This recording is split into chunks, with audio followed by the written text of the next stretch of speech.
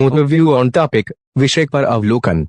आर्य द्रविड़ विवाद झूठा, डीएनए एक। योगी दुनिया में तमाम जातियां समाप्त होती गईं, पर भारत में फल फूल रही। अमर उजाला ब्यूरो आत्मनिर्भरता की ओर उत्तर प्रदेश गोरखपुर। मुख्यमंत्री योगी आदित्यनाथ ने कहा कि एक नई थ्योरी से पता चला कि देश का डीएनए एक है। यहां आर्य द्रविड़ का विवाद झूठा और बेबुनियाद रहा है। भारत का डीएनए एक है, इसलिए भारत एक है। दुनिया की तमाम जातियां अपने मूल में ही समाप्त होती गई है, जबकि भारत में फल फूल रही हैं। पूरी दुनिया को भारत ने ही वसुधैव कुटुंबकम का भाव दिया है, इसलिए वे श्रेष्ठ है। एक भारत श्रेष्ठ भारत की संकल्पना ही समर्थ भारत का मार्ग प्रशस्त करेगी। उत्तर प्रदेश गोरखपुर के गोरखनाथ मंदिर में शनिवार को एक संगोष्ठी को संबोधित करते हुए मुख्यमंत्री ने कहा कि कोई भी ऐसा भारतीय नहीं होगा जिसे अपने पवित्र ग्रंथों वेद, पुराण, उपनिषद, रामायण, महाभारत की जानकारी न हो। हर भारतीय परंपरागत रूप से इन कथाओं को सुनते हुए व उनसे प्रेरित होकर आगे बढ़ता है। वामपंथियों से लिखवाया गया आर्य बाहर से आए। मुख्यमंत्री ने कहा, वेद, पुराण या अन्य ग्रंथ यह नहीं कहते कि हम बाहर से आए हैं। हमारे ग्रंथों में आर्य श्रेष्ठ के लिए और अनार्य दुराचारी के लिए कहा गया है।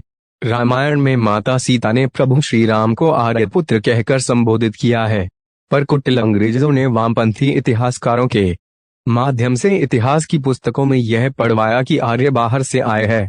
इतिहास के इस काले अध्याय के जरिए की गई कुत्सित चेष्टा का परिणाम देश लंबे समय से भुगतता रहा। अयोध्या विवाद खत्म होने से मुख्यमंत्री ने कहा कि प्रधानमंत्री मोदी को एक भारत श्रेष्ठ भारत का आह्वान कुछ लोगों के खाने कमाने का जरिया हुआ बट करना पड़ा। मोदी के विरोध के पीछे यही एक बात है। मोदी के नेतृत्व में अयोध्या में 500 वर्ष पुराने विवाद का समाधान हुआ है। विवाद खत्म होने से जिनके खाने कमाने का जरिया बंद हो गया, उन्हें अच्छा कैसे लगेगा।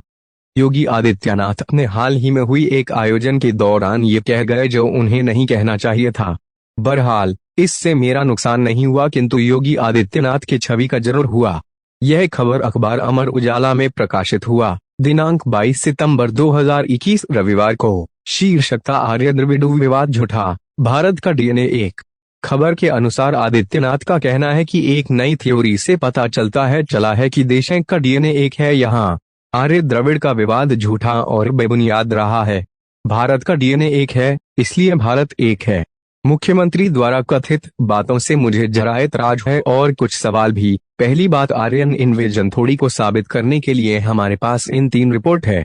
1. माइकल बामशादमन के द्वारा शोध किया गया। 2. डेविड रिचर्ड वागेशम नरसिंहन के द्वारा शोध किया गया। 3. वसंत शिंदे के द्वारा शोध किया गया।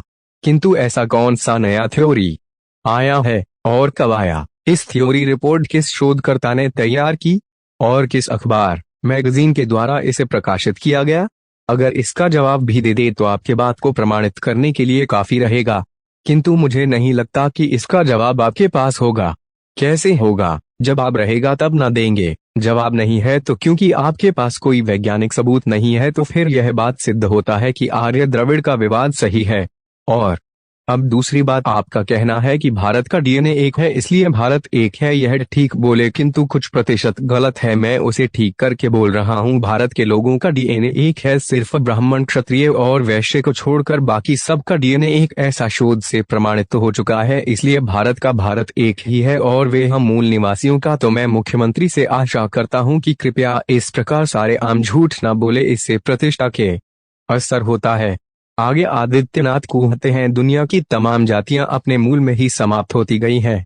तो जुनाब, दुनिया भर के लोग अस्पृश्यता को नहीं मानते, भेदभाव को नहीं मानते, ऊंच नीच को नहीं मानते, किंतु भारतीय हिंदू धर्म के जातियों पर यह पूर्ण रूप से लागू होता है, क्योंकि सिर्फ हिंदू धर्म के जातियों पर ही इसे लागू किया जाता है। और इसका इतिहास देखने से पता चलता है कि यह सब सिर्फ बहुजन को गुलाम बनाए रखने के लिए किया जाता है।